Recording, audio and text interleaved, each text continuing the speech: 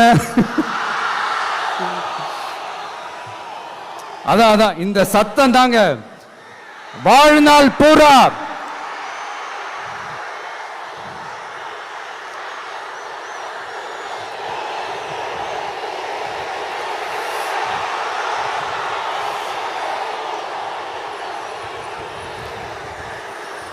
வாழ்நாள் பூரா உங்களுக்கு நன்றியோடவே இருப்பேன்.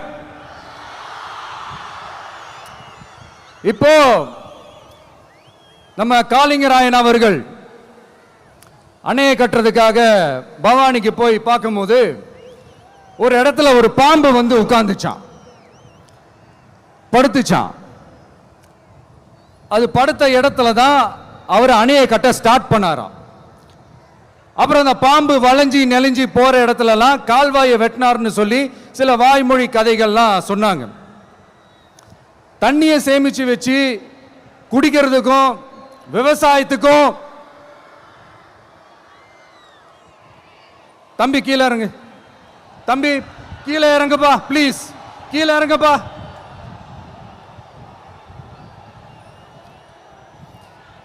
ஓகே, தேங்க்யூ கீழே இறங்குங்க, கீழே இறங்குப்பா. நீ இறங்கினாதான் முத்தம் கொடுப்பேன்.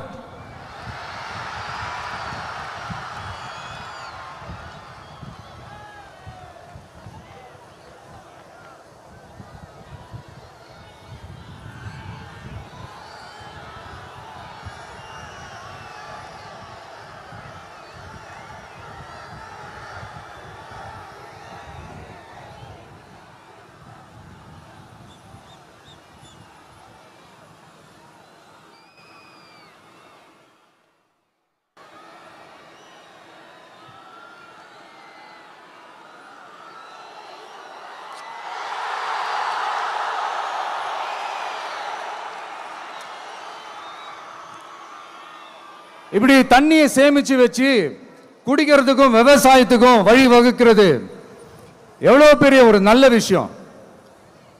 ஸோ இந்த மாதிரி நல்ல விஷயங்கள்லாம் செஞ்சிட்டு கதைகள் சொன்னா பரவாயில்ல, எதுவுமே செய்யாம கதைகளை மட்டும் அடிச்சு விடுறது எப்படி? அத்திக்கடவு அவிநாசி திட்டத்தை இன்னும் விரிவுபடுத்தினா அந்த 3 மாவட்டத்தில் இருக்கிற லட்சக்கணக்கான மக்களுக்கு எவ்வளவு பிரயோஜனமா இருக்கும். எத்தனையோ லட்சம் ஏக்கர் நிலங்கள்ல விவசாயம் நடத்தினா எவ்வளவு பிரயோஜனமா இருக்கும். ஏன் அதெல்லாம் பண்ண மாட்டேன்றீங்க? வள்ளுவர் கோட்டத்துக்கு காட்டுற அக்கறைய இங்க மக்கள் வாழ்வாதாரத்தில் கொஞ்சம் காட்டலாம்ல, ஏன் காட்ட மாட்டேன்றீங்க? இங்க என்ன கவர்மெண்ட் நடத்துறாங்களா இல்ல கண்காட்சி நடத்துறாங்களா? இந்த 21ஆம் நூற்றாண்டிலே மக்களை பத்தி எதுவுமே யோசிக்கிறது இல்ல. ஆனா அந்த காலத்திலேயே இது எல்லாத்தையும் பத்தி யோசிச்ச, மக்களை பத்தி, குடிக்கிற தண்ணியை பத்தி, விவசாயத்தை பத்தி, அணை கட்டுறதை பத்தி, கால்வாய் வெட்டுறதை பத்தி, இதெல்லாம் எங்கிருந்து? பவானியிலிருந்து நொய்யலாறு வரைக்கும் கால்வாய் வெட்டி இது எல்லாத்தையும் பத்தி யோசிச்ச காளிங்கராயன் அவர்களுக்கு கோடி கும்பிடு போட்டாலும் பத்தாதுங்க. இப்படி அந்த காலத்தில் இருந்த ஒரு ஹீரோவை பத்தி பேசிட்டு இந்த காலத்தில், அதாவது 1920th செஞ்சுரியில் இருந்த ஒரு ஹீரோவையும் பத்தி நம்ம பேசி ஆகணும்ல.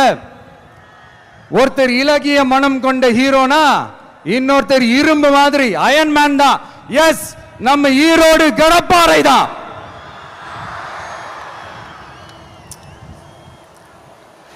ஒட்டுமொத்த தமிழ்நாட்டையே திருப்பி போட்ட சீர்திருத்த நெம்புகோல்.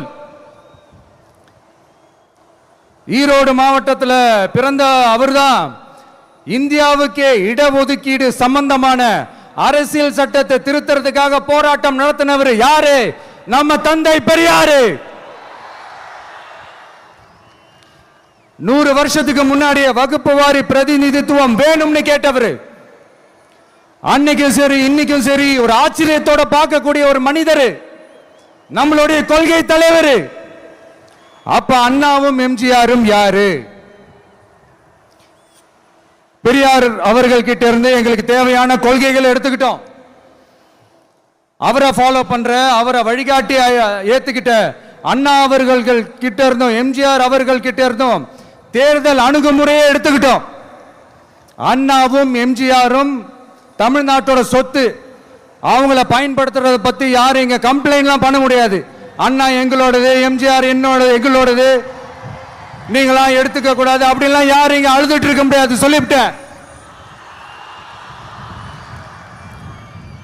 அதனால நாங்க ஒரு வழியில அரசியல் செஞ்சுக்கிட்டு போயிட்டு இருக்கிறோம். உங்களுக்கு தான் டிவிக்கே ஒரு பொருட்டே இல்லைல்ல, அப்புறம் ஏன் கதறீங்க? அப்புறம் ஆளாளுக்கு அங்க போயிட்டு இங்க போயிட்டு புலம்பி தள்ளிக்கிட்டு இருக்கிறீங்க. இது எப்படி இருக்கு தெரியுமா? எனக்கு பயம் இல்ல, எனக்கு பயம் இல்ல அப்படின்னு சத்தமா சவுண்ட் விட்டுக்கிட்டே சத்தமா பாட்டு பாடிக்கிட்டே இந்த நடுங்கிக்கிட்டே சின்ன பசங்க நடந்து போவாங்க, அந்த மாதிரி இருக்கு. முதல்ல மண்டையில் இருக்கிற கொண்டைய மறைங்க சார்.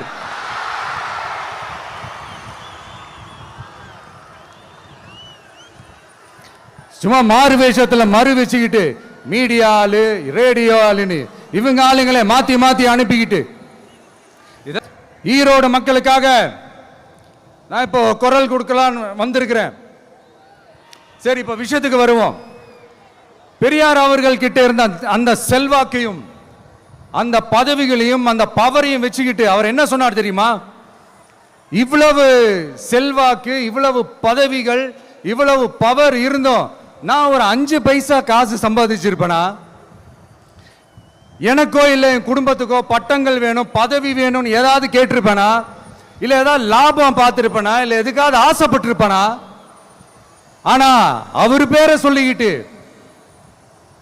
அவருடைய கொள்கையை ஃபாலோ பண்றதா சொல்லிக்கிட்டு இப்ப ஆட்சியில இருக்கிறவங்க என்னெல்லாம் செய்யறாங்கன்னு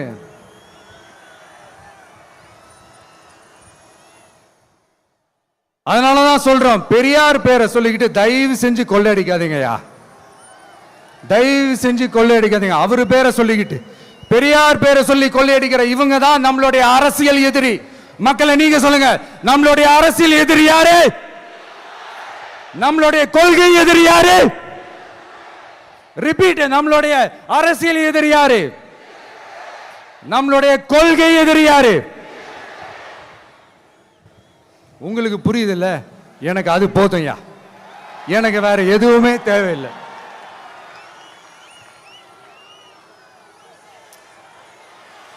அதனாலதான்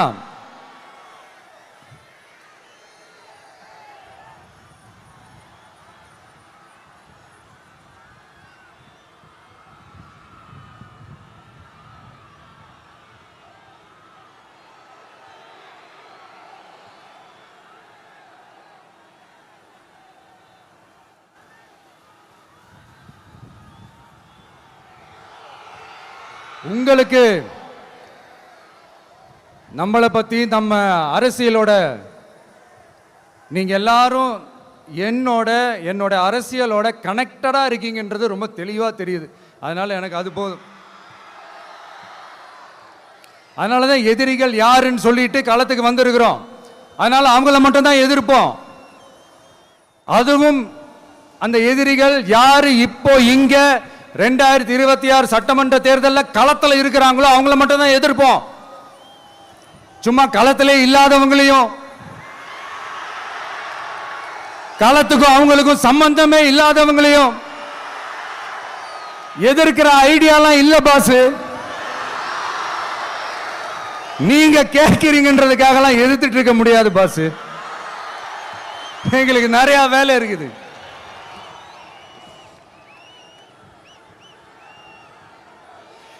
எத்தனை எத்தனை பொய்யான வாக்குறுதிகள். வந்த உடனே நீட்டை ரத்து செய்வோம், கல்வி கடனை ரத்து செய்வோம், கேஸ் சிலிண்டருக்கு மானியமா 100 ரூபாய் தருவோம், என்னெல்லாம் அடிச்சு விட்டுட்டு இன்னி வரைக்கும் கேட்கிறேன், இதெல்லாம் சொன்னாங்களே செஞ்சாங்களா? இவங்க எப்பவுமே இப்படிதான், சொல்றது ஒண்ணு செய்யறது ஒண்ணு. திமுகவும் பிரச்சனைகளும் ஃபெவிகால் போட்டு ஓட்டின ஃப்ரெண்ட்ஸ் மாதிரி ஒன்னிலிருந்து ஒன்னை பிரிக்கவே முடியாது. இப்போ ஈரோடு பகுதியில் இருக்கிற பிரச்சனையை பத்தி பேசுவோம்.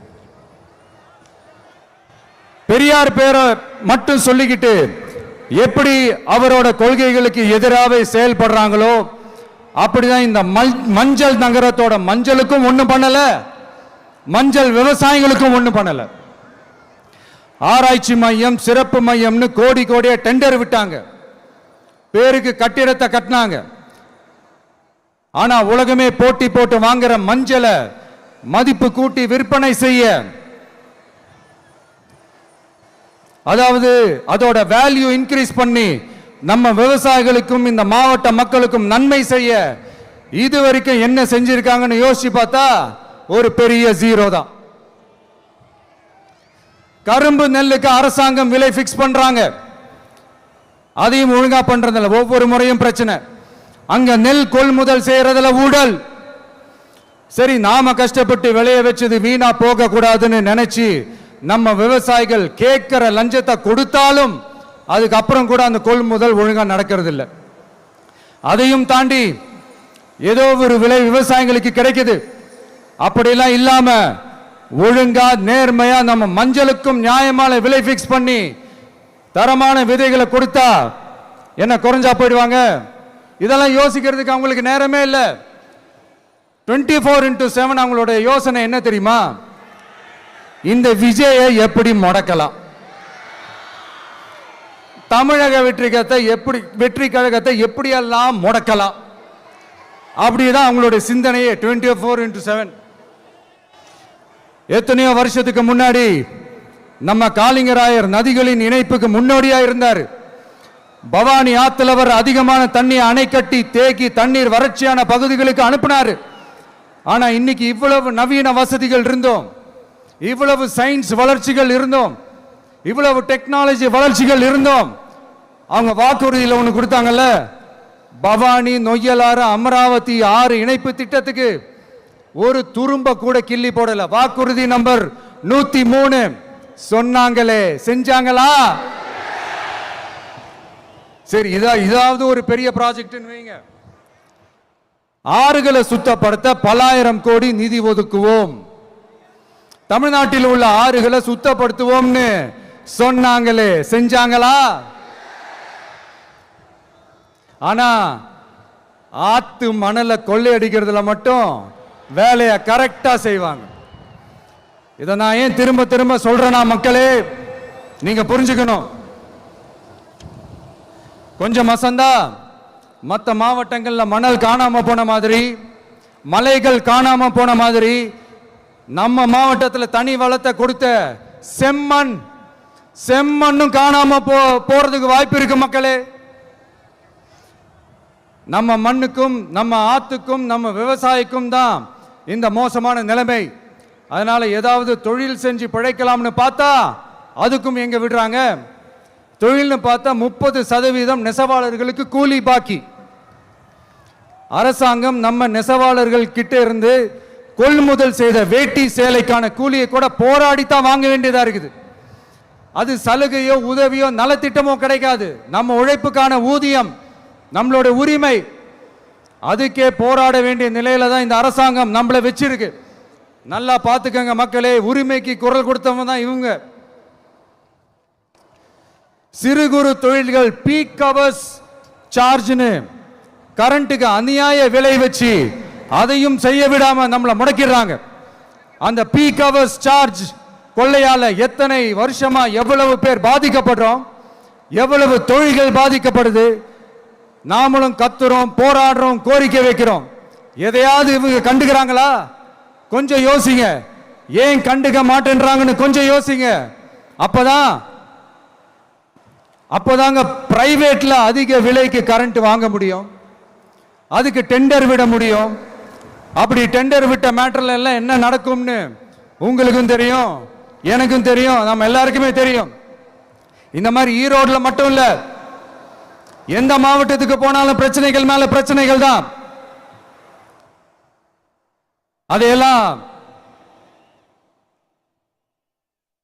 அதையெல்லாம் தீக்கிறதுக்கு ஒரு சொல்யூஷன் கூட சொல்லாம இதுல வேற பெருமையா மாடல் அரசுங்கிறது இல்ல. நான் கேட்கிறேன், கூச்சமா இல்ல?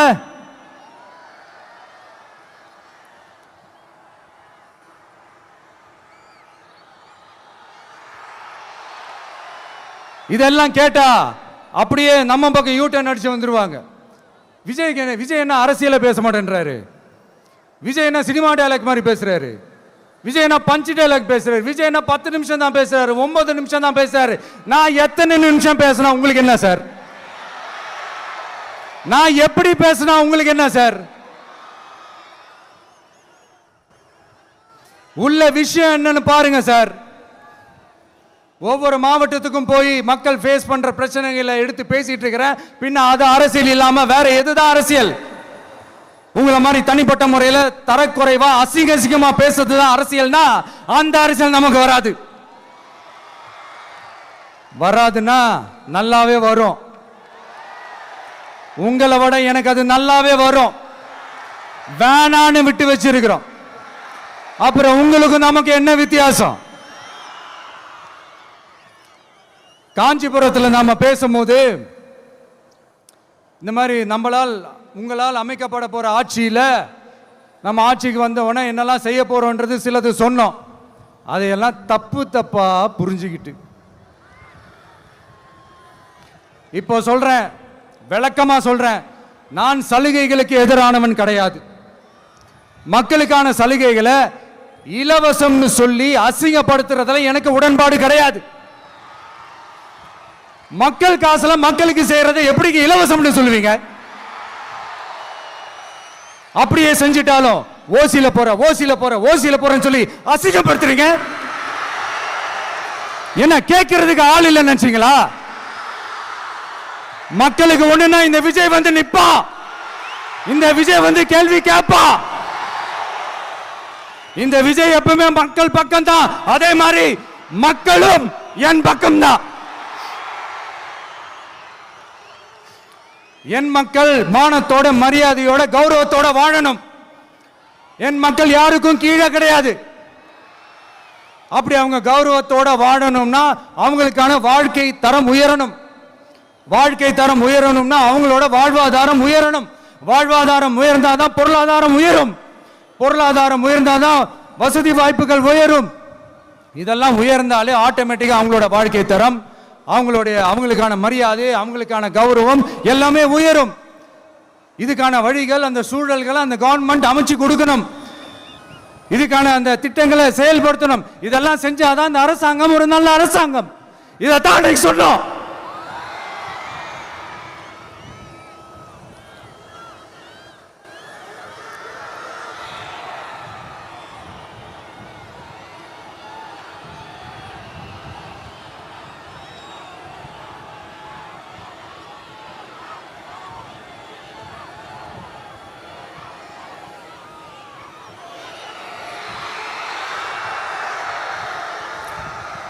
இதைத்தான் இன்னைக்கு சொன்னோம். உடனே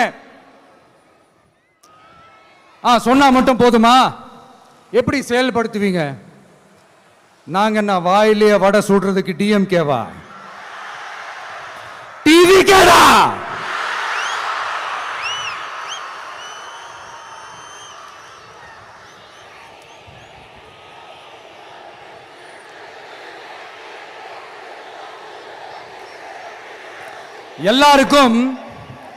எல்லாருக்கும் நிரந்தரமான ஒரு வீடு இருக்கணும்னு சொன்னோம். உடனே எங்க ஆட்சியிலே நாங்க எல்லாரும் வீடு கட்டி கொடுத்துட்டோமே அப்படிங்கிறது இல்ல. நான் கேட்கிறேன், இங்க உங்களை தான் கேட்கிறேன், இங்க வாடகைக்கு இருக்கிறவங்களே இங்க யாரும் இல்லையா? எல்லாருக்கும் சொந்தமா வீடு கட்டி கொடுத்துட்டாங்களா? அடுத்து வீட்டில் இருக்கிற ஒவ்வொருத்தரும் மினிமம் டிகிரி படிச்சிருக்கணும் அப்படின்னு சொன்னோம். உடனே எங்க ஆட்சியிலே எல்லாரும் டிகிரி படிச்சு முடிச்சிட்டாங்களே அப்படிங்கிற மாதிரி சொல்றது அது உண்மைனா? ஸ்கூல் லெவல்லையே டிராப் அவுட்ஸ் அதிகமானது யாரோட ஆட்சியிலங்க?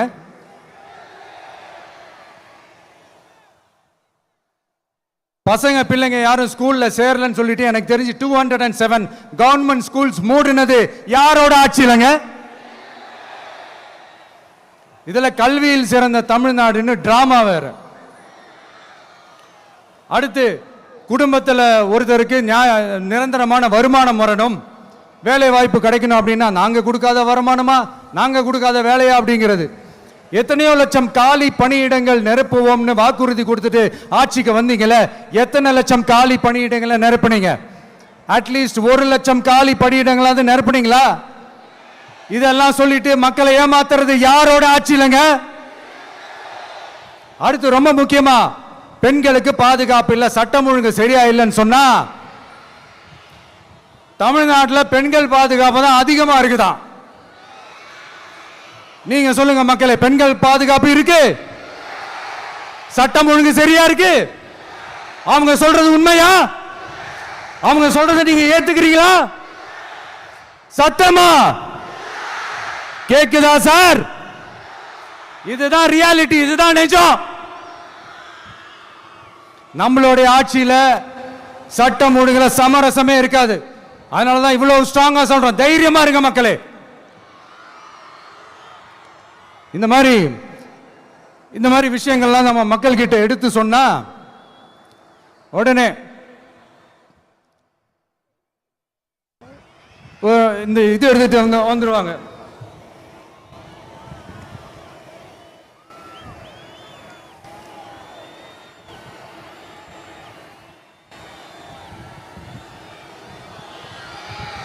இந்த மாதிரி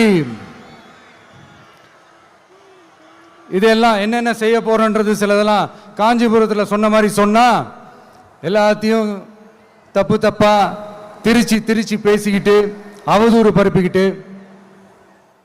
நான் கூட யோசிப்பேன், எம்ஜிஆர் அவர்களும் மேடம் ஜெயலலிதா மேடம் அவங்களும் ஒரே வார்த்தையில சொல்லி இந்த திமுகவை காலி பண்ணாங்கல்ல.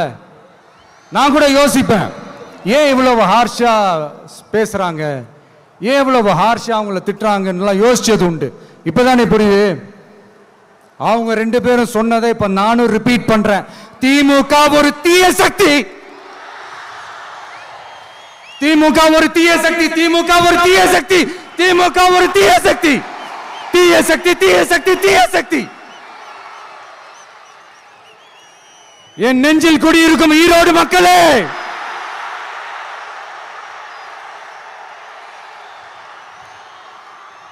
டிவிகே ஒரு தூய சக்தி. எப்படி? டிவிகே ஒரு தூய சக்தி. தூய சக்தி டிவிகேவுக்கும் தீய சக்தி டிஎம்கேவுக்கும் தான் போட்டியே.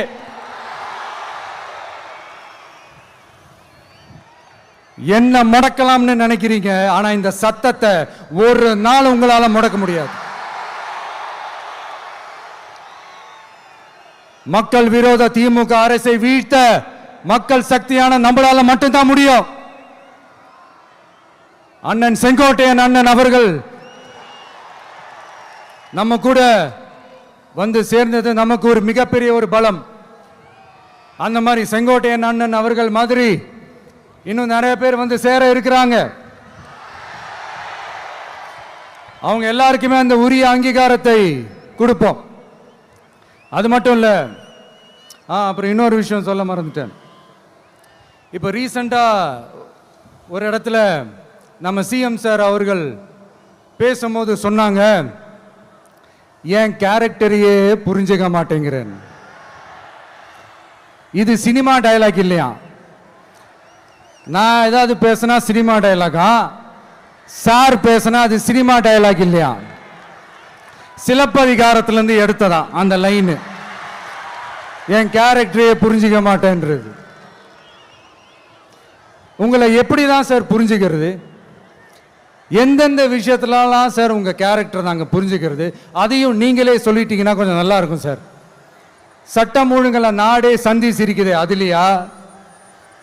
பெண்கள் பாதுகாப்புல நாடே சந்தி சிரிக்குது, அதுலையா? பொய் வாக்குறுதிகளா கொடுத்து ஏமாத்தி ஆட்சிக்கு வந்தீங்களே, அதுலையா? எதுல தான் சார் உங்க கேரக்டர் நாங்க புரிஞ்சுக்கிறது? ஆனா ஒண்ணு, தமிழ்நாட்டில் ஆட்சி செய்யற நீங்களும் சரி, ஒன்றியத்தில் ஆட்சி செய்யறவங்களும் சரி, நீங்க 2 பேரும் முதல்ல என்னோட கேரக்டரை புரிஞ்சுக்கணும் சார். என்னோட கேரக்டர்னு சொன்னது நம்ம மக்களோட கேரக்டரை. 2026 சட்டமன்ற தேர்தலோட அந்த கேரக்டரே கொஞ்சம் வேற மாதிரி சார். அதை கொஞ்சம் தயவு செஞ்சு நீங்க புரிஞ்சுக்கணும் சார்.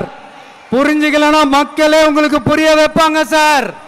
கான்பிடண்டா இருங்க சார், நல்லதே நடக்கும் சார், வெற்றி நிச்சயம் சார். மீண்டும் சந்திக்கும் வரை நன்றி, வணக்கங்க சார். நண்பா, நண்பிகள், இங்க வந்து எல்லாம் வந்து பார்த்தோம், எல்லாம் நல்லபடியா நடந்தது. சேஃபா வந்துட்டு சேஃபா வீட்டுக்கு போயிடுங்க. எனக்கு எல்லாத்தையும் விட நீங்க தான் எனக்கு முக்கியம். தயவு செஞ்சு சேஃப்டியா போயிட்டு வாங்க. ஒரு ஈரோடு செல்ஃபி ஒன்று எடுப்போமா?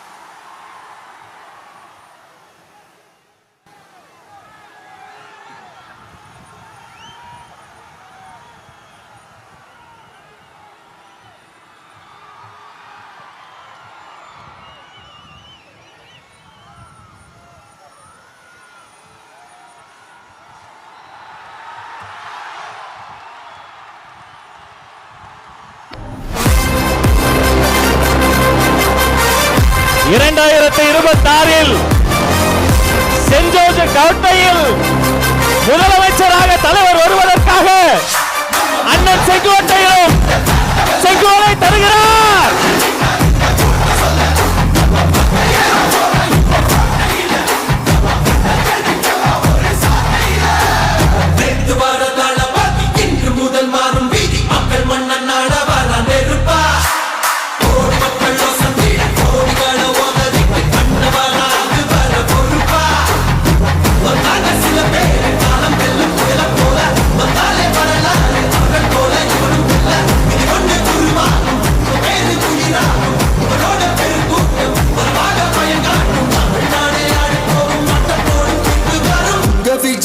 விஜய் உயிரென்ன வரனா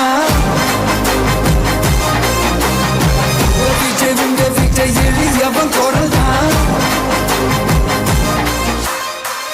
விஜய் தனியார் இல்ல கடல்னா விஜய் எளியவன் குரல்னா விஜய் தனியார் இல்ல கடல்னா மக்கள் தானே மன்னர்களை உனக்கு காட்ட வரனா